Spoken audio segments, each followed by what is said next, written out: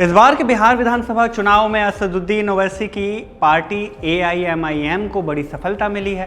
Party ने कुल 25 सीटों पर अपने उम्मीदवार उतारे थे और 5 सीटों पर उनका प्रदर्शन कमाल का रहा। AIMIM अपने पुराने रिकॉर्ड पर कायम रही है। सीमांचल में उनका प्रोफाइल पहले जैसे बना रहा। पिछले विधानसभा चुनाव में भी उनको 5 सीटों पर ही जीत मिली थी। हालांकि बाद में इनमें से 4 विधायकों ने RJD का दामन थाम लिया था।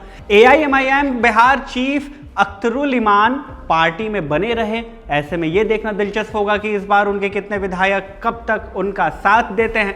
जब चुनाव की सुगबुगाहट शुरू हुई तो AIMIM ने RJD के साथ गठबंधन के खूब प्रयास किए, लेकिन सफलता मिली नहीं। ओवैसी ने सीमांचल में न्याय यात्रा निकाली। उन्होंने खुले तौर पर कहा कि वो तेजस्वी की पार्टी के साथ गठबंधन को तैयार हैं। AIMIM के नेता अख्तरुल इमान ने तेजस्वी को एक पत्र लिखा, गठबंधन की इच्छा भी जताई, लेकिन RJD की ओर से इनमें कोई भी दिलचस्पी नहीं दिखाई गई।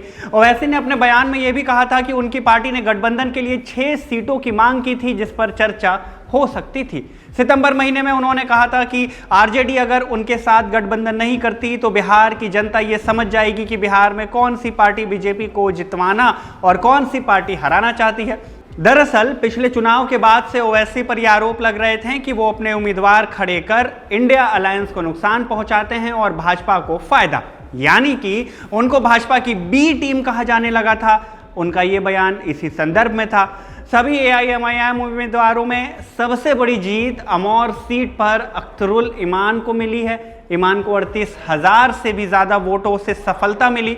उनका मुकाबला JDU के सबा जफर से था, जो काफी पीछे रह गए। कोचाधामन से AIMIM ने सरवर आलम को टिकट दिया था, उनको भी बड़ी जीत मिली। उन्होंने 23,000 वोटों के मार्जिन से RJD के मुजाहिद आलम को हराया है।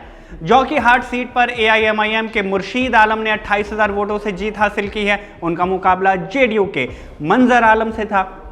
बैसी सीट पर AIMIM के गुलाम सरवर 14,000 वोटों से आगे चल रहे हैं। बहादुरगंज से तौसीफ आलम 18,000 वोटों से आगे चल रहे हैं। ये दोनों भी जीत के करीब है। ओवैसी ने इस बार 2 हिंदू नेताओं पर भी दाव लगाया था। ढाका विधानसभा सीट से राणा रणजीत सिंह को और सिकंदरा सीट से मनोज कुमार दास को टिकट दिया गया था। दोनों ही सीटों पर पार्टी को झटका लगा है। इन दोनों सीटों पर AIMIM की स्ट्रेटेजी काम नहीं आई। ढाका में मुस्लिम वोटर्स की संख्या ज्यादा है और राणा रणजीत की छवि एक कट्टर हिंदू नेता की मानी जाती है। वो पूर्व सांसद सीताराम सिंह के बेटे हैं और BJP के पूर्व मंत्री रणधीर सिंह के भाई हैं। चुनाव प्रचार के दौरान उन्होंने सिर पर मुस्लिम टोपी पहन रखी थी, माथे पर तिलक लगा रखा था और हाथ में कलावा भी बांधा हुआ था। पर्चा भरने से पहले उन्होंने जय श्री राम जय बजरंगबली के साथ आई लव मोहम्मद का नारा भी लगाया। दोनों फिलहाल अपनी अपनी सीटों पर काफी पीछे चल रहे हैं। AIMIM ने कुछ और लोगों को भी टिकट दिया था, लेकिन वो मुकाबले में नहीं आ पाए। तो ये थी खबर और ये वो जानकारी जो बताती है कि इस बार का विधानसभा चुनाव AIMIM के लिए कैसा साबित रहा।